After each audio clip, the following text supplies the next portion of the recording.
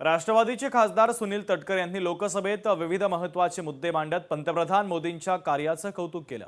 लोकसभेत बोलताना त्यांनी उपमुख्यमंत्री अजित पवारांच्या अपघाताच्या सखोल चौकशीची मागणी केली आहे। तसंच कोकणातील काजू आणि आंबा उत्पादक शेतकऱ्यांना भेडसावणाऱ्या समस्यांकडे केंद्र सरकारचं लक्ष वेधलेलं आहे।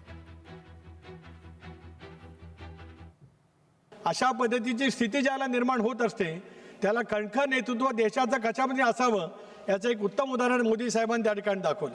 वेदना आहेत, शल्य आहे, दुःख आहे। मी माझा नेता गमावला अजितदादांच्या रूपाने, महाराष्ट्राने नेता गमावलाय, देशाने एक नेता गमावलाय। अलीकडच्या कालावधीमध्ये होणारे विमान अपघात हे दुर्दैवी त्या ठिकाणी आहेत। या विमान अपघाताची चौकशी करावी म्हणून आमच्या नेत्या सुनेत्रा वहिनीच्या नेतृत्वाखाली आम्ही महाराष्ट्राचे मुख्यमंत्री देवेंद्रजी फडणवीस यांना पत्र दिलं की सीबीआयच्या मार्फत त्या ठिकाणी चौकशी व्हावी।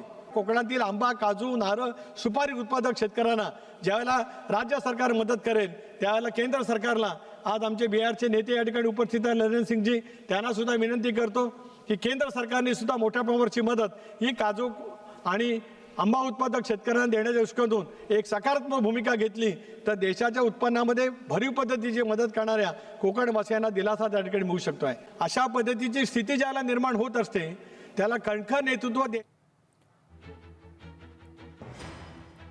तर सुनील तटकरे यांच्याकडनं लोकसभेत मोदींच्या कार्याचं कौतुक देखील करण्यात आलं। तर अजित पवार यांच्या अपघातासंदर्भात देखील सखोल चौकशीची मागणी त्यांनी केलेली आहे।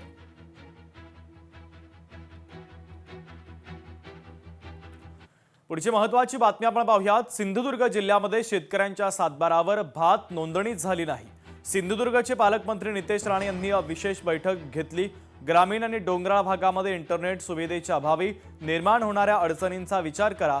डोंगराळ भागातील शेतकऱ्यांची ऑफलाईन पद्धतीने नोंदणी करा। मंत्री नितेश राणे यांनी बैठकीमध्ये आता संबंधित विभागाला निर्देश दिले। ठाण्यातील जांभळी नाका येथील श्री छत्रपती शिवाजी महाराज मैदानावर माजी खासदार राजन विचारे आयोजित चैत्र नवरात्रोत्सवात रश्मी ठाकरे यांनी उपस्थिती लावली। रश्मी ठाकरेंच्या हस्ते अंबे मातेच्या दरबारात देवीची पूजा आणि महाआरती संपन्न झाली। यावेळी राजन विचारे यांच्या पत्नी नंदिनी विचारे यांच्यासह महिला पदाधिकाऱ्यांची मोठ्या संख्येने उपस्थिती होती।